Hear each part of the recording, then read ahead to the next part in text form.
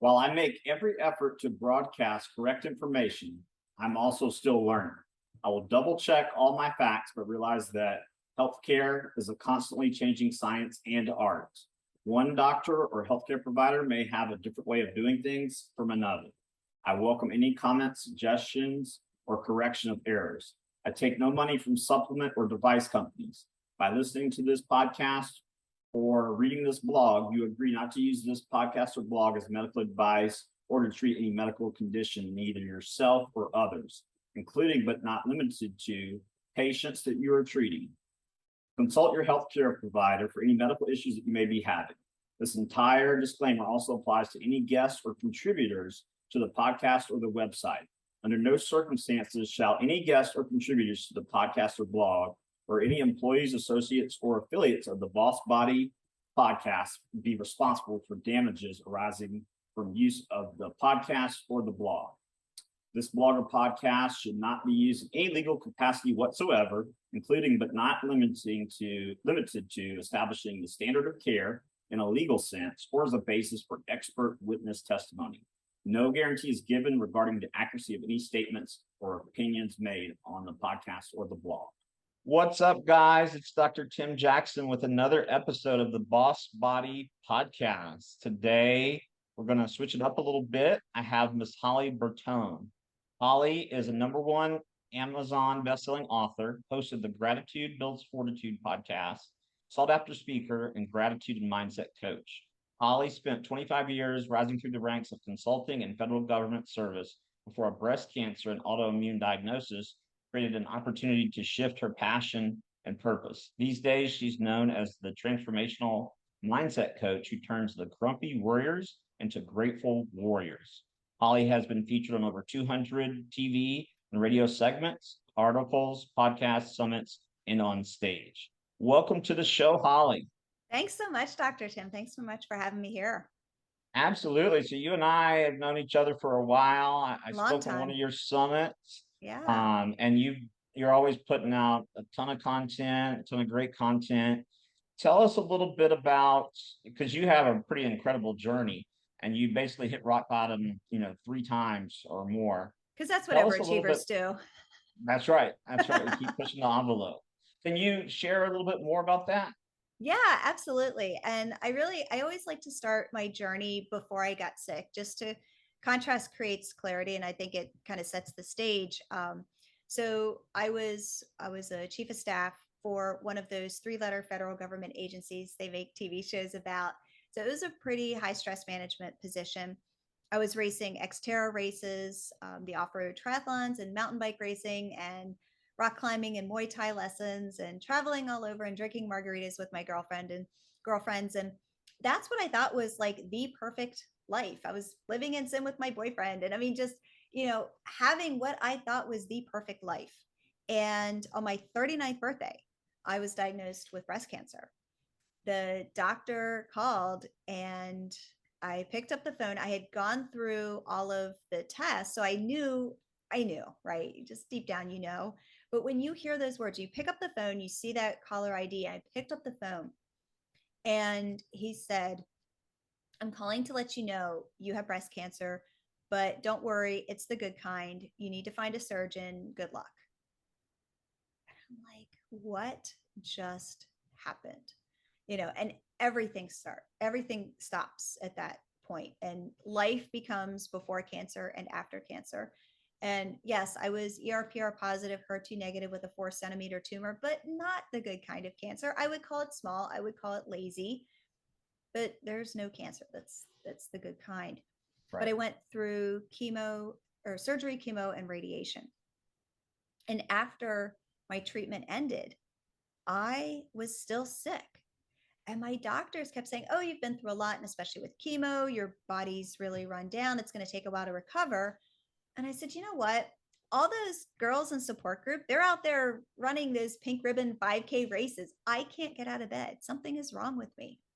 So that's when I was diagnosed with Hashimoto's thyroiditis, which is the autoimmune component of hypothyroidism, and the weight gain and then the fatigue. And it wasn't just fatigue, it was debilitating chronic fatigue. Oh, yeah. And what had happened, having that stress filled life, right? I remember when I met with my surgeon, she put her hand on my knee and she said, lightning struck. And it was comforting at the time, but it did me a disservice because when she said that, that took away fault and blame and basically was, oh, this just random thing happened. So there's nothing I can do about it. There's nothing I can do about it happening again. There's nothing that I, did in my past to cause it to happen. It just happened. Lightning struck. One of the worst things that anyone could have said. And she meant well. She really meant well. But then with the Hashimoto's and the chronic fatigue, I kept going. I kept going. I was an overachiever. I was an adrenaline junkie. I could not say no. And my body, as is it the book, The Body Says No, right? My body just stopped. And I was at a point where my health was so bad, I could barely get out of bed. And I was forced to resign. The government agency that I had been with forever, they forced me out. Wow. And that was rock bottom number 3. Because again, overachievers, we can't hit rock bottom once or twice. It's got to be 3 times. And that was the wake up call that I needed. And I decided to take radical responsibility for my health and my life because I'm in bed. I can't get out of bed. I had a husband at the time and a stepson, trying to provide for my family, trying to raise my family, and I can't get out of bed. And it was not okay to be in my 40s thinking that this is my life. This is going to be the rest of my life. And that was unacceptable. And that's when I decided to take radical responsibility. And I did the things. I did the things that everyone tells you to do. And I changed my nutrition and I took all the supplements and I did the non-toxic stuff and, changed up my cleaning supplies, my beauty supplies, and all of the things. And the needle didn't move. And that's when I realized that I just kind of did everything backwards. And it's that emotional component of it that really needs to incorporate an entire mind, body, spirit aspect of healing. And that's really what got me turned on to what I do today. Awesome. Well, that's a really inspiring story. Like you said, overachievers, you have to hit rock bottom 3, 4, 5 times before you get it. But how have you been able to reframe psychologically your challenges into a superpower? Yeah, that's such a great question, Dr. Tim. And it was actually about a month after my breast cancer diagnosis. And now I had received my diagnosis on my 39th birthday. So I was super snarky. I mean, I still am, but I decided to just be really snarky with the breast cancer diagnosis. And I kept saying, oh, some girls get earrings and flowers for their birthday. Breast cancer was my gift. Some girls get earrings and flowers. Breast cancer was my gift. And then all of a sudden, it was some girls get earrings and flowers for their birthday. Breast cancer was my gift. And it just kind of hit me differently that I Yeah. had said it to my body. I had said it to my cells. My cells were listening that breast cancer was my gift. And I said it over and over and over again that I actually started to believe it. And I had no idea. I mean, this was 2010. I had no idea what that meant at the time. No Right. idea. But it was anchored into my soul. And that was really what started that shift. And the other thing was my mother's life mantra. She had her own health challenges. And every day I heard her say the words, it builds fortitude, it builds fortitude. And I thought when I was going through my own health challenges, that when she said it builds fortitude, that meant just staying strong and, soldiering through the tough times. And that's kind of what I did. But it actually wasn't until after she passed when I really started to lean into that word fortitude. I mean, I built an entire company or, Pink Fortitude and Right. built an entire podcast, Gratitude Builds Fortitude, like entire everything around that word. But it wasn't until after she passed when I really started leaning into what it builds fortitude means. And I realized that it was actually gratitude, that it was her love of life, her happiness, her gratitude for everything regardless of the tough times, regardless of anything going on. It was that level of gratitude and joy and happiness and love that Right. builds that fortitude, that mental strength, that grit, that resilience. And so when things started coming together, that's when I just really jumped into, not just my own journey and my own path, Right. but then all of the research and the science and the neuroplasticity and the psychoneuroimmunology and all of the stuff, and learning how the brain actually controls this and controls how we think and how we feel and how we heal. And it was basically the game changer for my own health journey and now how I work with my own clients.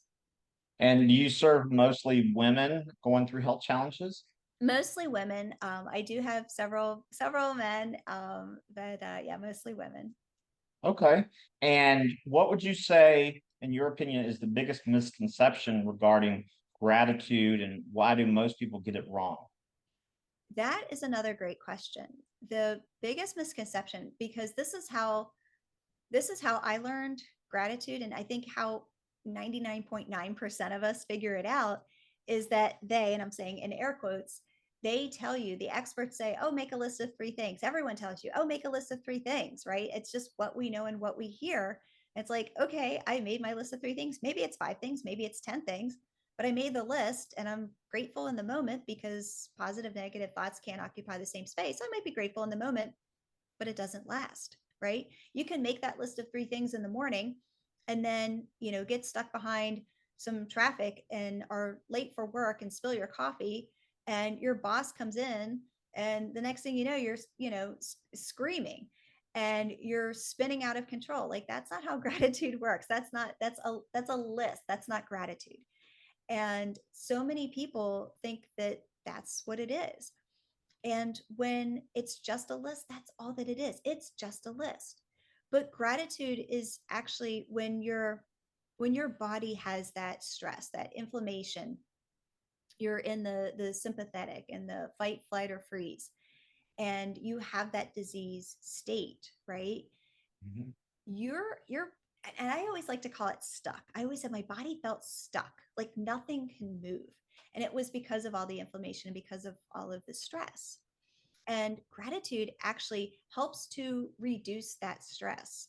And it helps to tell your brain that you're safe. It helps to give you a clear mind to make good decisions. It helps you, and those decisions include eating better, right? Like when we're stressed, we reach for a bag of chips or a pint of ice cream.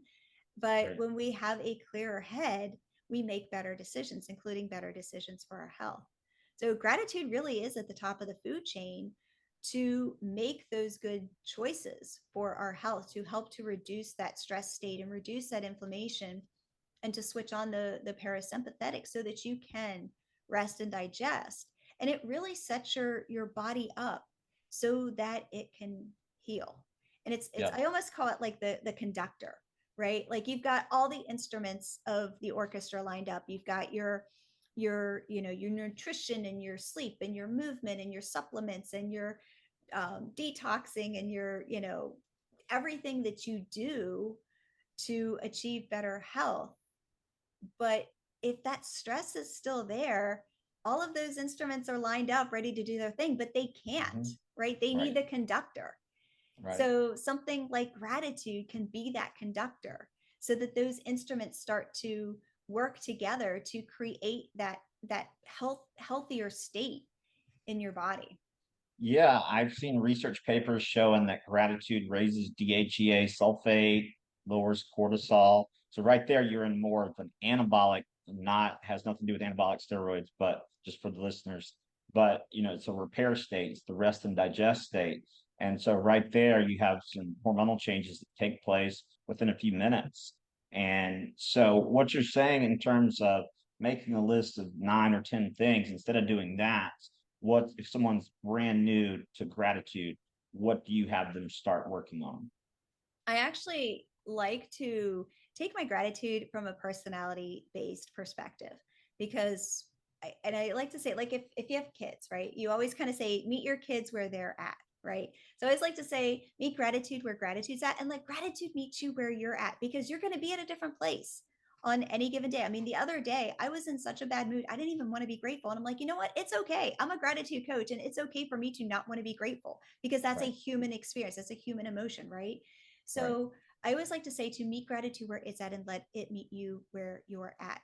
So some people might be, kind of drivers, like they want to really just dive into, maybe the science of gratitude and understand how it works and how it affects, and really kind of get it from that cerebral level. Some people might be more heart centered, that, I'm just going to take one thing and I'm really just going to feel that deep, deep sense of gratitude. Some people may want to play games and, have, play games with their families, and, every certain amount of time, they're just going to stop and think about something and, really feel it. And there's all different ways that you can really start this practice. But the biggest difference is that it goes from being that list to something that you actually feel. And when it stops being something that you do to who you actually become, and that's when you know it's working. Awesome. That's really well put. And I think that's a big shift for most people in terms of the way they think and approach gratitude. Um, in your opinion and your experience, how does gratitude help to build mental resilience? That there was some studies, there was actually several different studies that looked at the exact same thing, and that was PTSD and trauma. And they looked at the effects of gratitude on, and these were different studies, but they looked at the effects of gratitude on Vietnam veterans, survivors of a hurricane, or is it like a tornado or a hurricane? Survivors of a school shooting, and, childhood trauma. And they looked, it was different studies, and they looked at gratitude and the levels of PTSD. And in all of the studies showed that gratitude helped to increase the happiness and increase mental strength and mental agility. So that literally is how gratitude builds fortitude. That mental strength, that mental agility is fortitude. To have that mental strength to be able to decrease those levels of, the PTSD responses, and to instead get mentally stronger. And what happens is that, let's say you have an event, let's say, whatever it is, you're going through that, whether it's a health challenge or, financial or relationships or whatever, and you go through the event, and, it's obvious, we be in the feels, right? Acknowledge the feels, being the feels. It's a human experience. Don't try to bypass, don't try to put the rose colored glasses on, don't try to sing rainbows and puppy kisses right from the beginning. Do, be in the feels, do the thing. When it is time to take that step, and only you know when that is, to really start to view the situation, ask yourself, what is the gift? What can I learn? What are the lessons? How can I view this situation as a learning experience? How can I become a better person? And to really start making that shift. And then what happens is that you do this over and over again.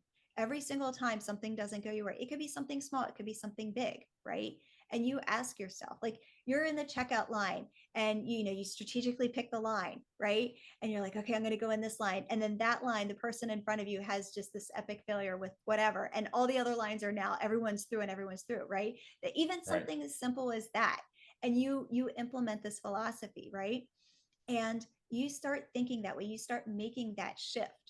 And then what happens is that it builds up in your brain, in your mind, in your body, that mental strength, that fortitude, so that the next time you go there a little bit quicker, the next time you go there a little bit quicker. And then when something big happens, you can go there a lot quicker, and you can still be in all of the feels, but you can come out on the other side much Right. stronger. Absolutely. And so, what would you say, whether it's a woman or a man who's just been diagnosed with cancer or a very serious health condition, how would you recommend they go about just starting? Because, they're kind of in that freeze response. Right, right. And that is that's a great, great question. And absolutely. I mean, when you're in the mud at that point, I mean, and I always like to say, and this is kind of gross, but it's like a clogged drain, right? When you're in that sink.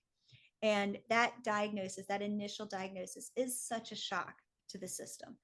And I always like to say it's like the clog drain. So you've got your clog drain and you're brushing your teeth in the morning, and you've got your like spit from, it's floating around in the water. And then you have, maybe some, food from last night and some gunk coming up from the drain, right? And you've got this like puddle of yuck in your sink, right? That's like having that diagnosis. It's really gross and it's disgusting. You're like, I don't want anything to do with this.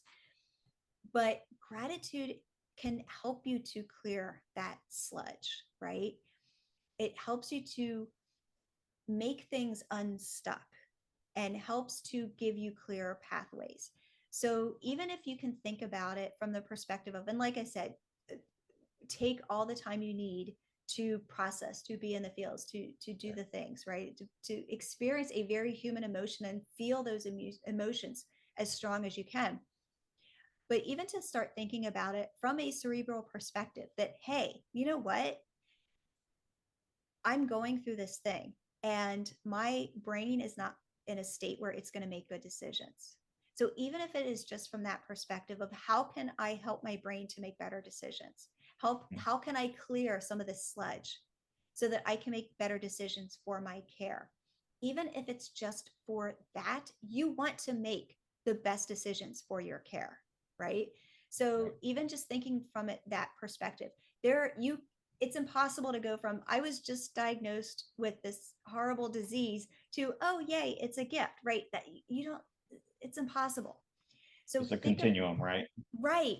So I always like to say, kind of start with the logic of it and let's clearing our brain a little bit. Let's use this gratitude thing. Let's clear our brain so that we can start making better decisions, so that we can make the best decisions for our care, to get the best, practitioners or natural health or, whatever path you go on, and to start making those better decisions first. And that's a really good way to start opening the doors. When you have someone who's, been, extremely negative and stressed for an extended period of time, and do you have them kind of titrate up, like you said, uh, how much they practice gratitude? Because obviously you're not going to spend 24/7 in a state of gratitude if Right. you were spending 24/7 in a state of negativity. Right. And that's the thing too. Like I say, meet gratitude where it's at and let it meet you where you're at. And it's okay if you're negative all of the time. It was that our brains are what, 80% negative thoughts and 20% positive thoughts. So it's totally natural. But I like to say, even if remove the word gratitude from your vocabulary, think of it like a celebration. Like what in your life, even on that day, right? That is a celebration. And let's go back to the line in the grocery store, right? You pick the good line in the grocery store, celebrate that. And I know it sounds kind of silly, right? But you got to start somewhere. And if you are in a state of being negative all of the time, start with something that makes sense to you and open that door. What do they say? The small hinges, big doors, right? Take those baby steps. Let it meet you where you're at and celebrate the small things in life and let those small things start to add up and really start to anchor. And then you can really start to let gratitude in. Do you have any great case studies you can share?